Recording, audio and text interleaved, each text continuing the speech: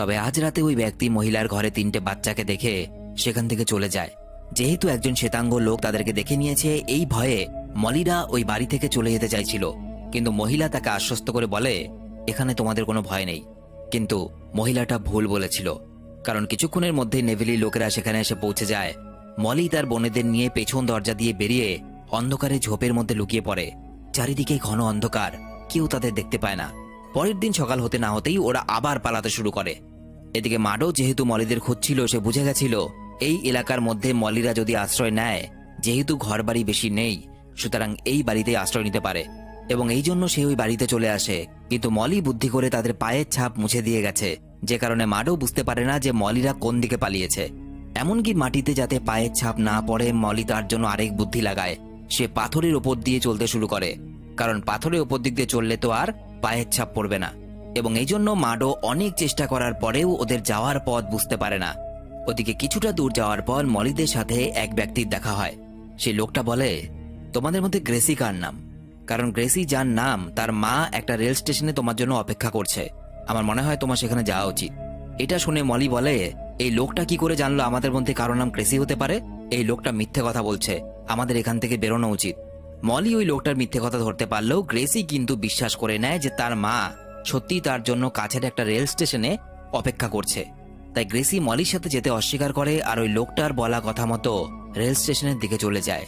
তবে মলির গ্রেসিকে একা ছাড়াটা কেমন যেন একটা লাগছিল, তাই সে নিজের বোন ডেইজিকে নিয়ে কিছুক্ষণ পর ওই স্টেশনে এসে পৌঁছায় এবং সিটি বাজিয়ে গ্রেসিকে নিজেদের সঙ্গে যাওয়ার জন্য ডাকে।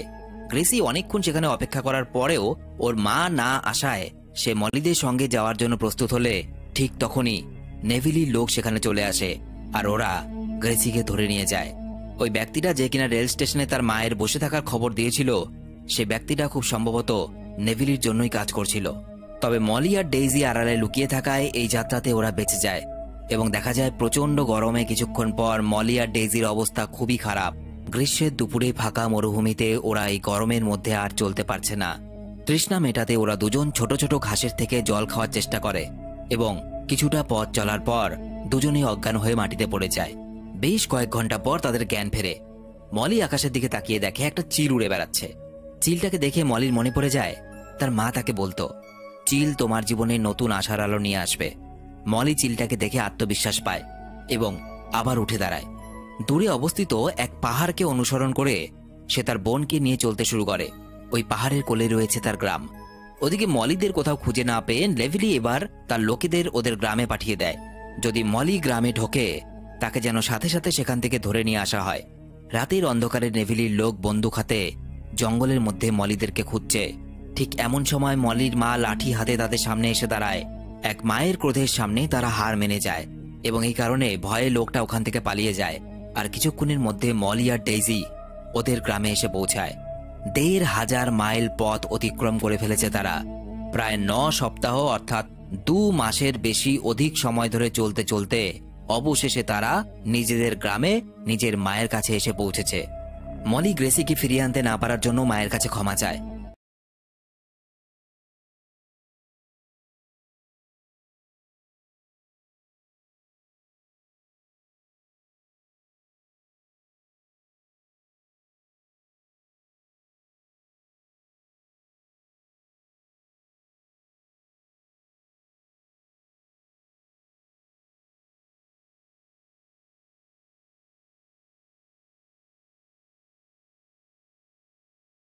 এরপর মলি, তার বোন, তার মা এবং সহপরিবার ওই গ্রাম ছেড়ে অন্য জায়গায় চলে যায়, কারণ তারা জানতো নেভিলির লোক আবার আসবে তাদের নিতে।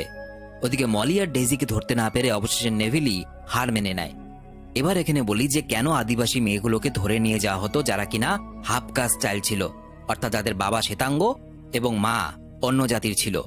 মুভির একটা জায়গায় অফিসার নেভিলিকে একটা রিসার্চ সম্বন্ধে বলতে শোনা যায়, যেখানে নেভিলি বলে তাদের গবেষণা অনুযায়ী যারা হাফ কাস্ট তাদেরকে যদি কোনো শ্বেতাঙ্গ পুরুষ বা সাদা চামড়ার মানুষের সাথে বিয়ে দেওয়া হয়, তবে ৩ পুরুষের মধ্যে বা ৩ জেনারেশনের মধ্যে তারা সম্পূর্ণভাবে সাদা চামড়ার মানুষে পরিণত হবে। অর্থাৎ কোনো হাফ কাস্ট মেয়েকে যদি কোনো সাদা চামড়া মানুষের সাথে বিয়ে দেওয়া হয়, তবে সেই হাফ কাস্ট মেয়েটার ছেলের ছেলে যে হবে তার গায়ের চামড়া সাদা রঙের হবে, অর্থাৎ সে একজন শ্বেতাঙ্গ পুরুষে পরিণত হবে। এবং এই কুসংস্কার বশত অস্ট্রেলিয়ার বিভিন্ন জায়গা থেকে হাফ কাস্টদের নিয়ে আসা হতো একটা ক্যাম্পে।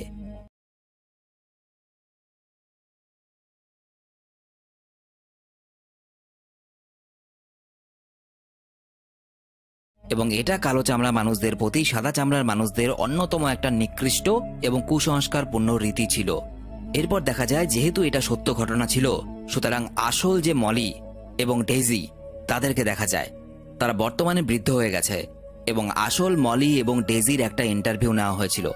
আসল মলি বলে সেই দিনের পর, অর্থাৎ তারা যেদিন গ্রাম থেকে বেরিয়ে গেছিল তারপর তারা কখনো আর গ্রেসিকে দেখতে পায়নি। তারা শুনেছে গ্রেসি মারা গেছে, তবে আর কোনোদিন তারা গ্রামে ফিরে আসতে পারেনি। বর্তমানে তিনি এবং ডেইজি একসাথে জিঙ্গল গ্রামেই বসবাস করে। পালিয়ে আসার পর মলির বিয়ে হয়েছে, সে 2 সন্তানের মাও হয়েছে।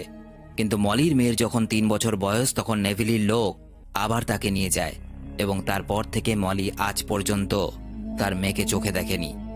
আর ভিডিওতে যাকে দেখা যাচ্ছে সে হলো আসল মলি এবং ডেইজি। এদের সাথেই এই নারকীয় সত্য ঘটনা ঘটেছিল এবং মুভিটা এখানেই শেষ হয়ে যায়। একটা মানুষের আসল পরিচয় বা মাপকাঠি হওয়া উচিত মনুষ্যত্বের দ্বারা, না তো কোনো জাত, ধর্ম বা গায়ের রঙের দ্বারা। তো ভিডিওটা কেমন লাগলো অবশ্যই কমেন্টে লিখে জানাবে। আর তোমরা আমার সাথে সরাসরি কথা বলতে পারো ফেসবুক, ইনস্টাগ্রামে। লিংক ভিডিও নিচে ডেসক্রিপশনে দেওয়া আছে। দেখা হচ্ছে পরের ভিডিওতে। বাই।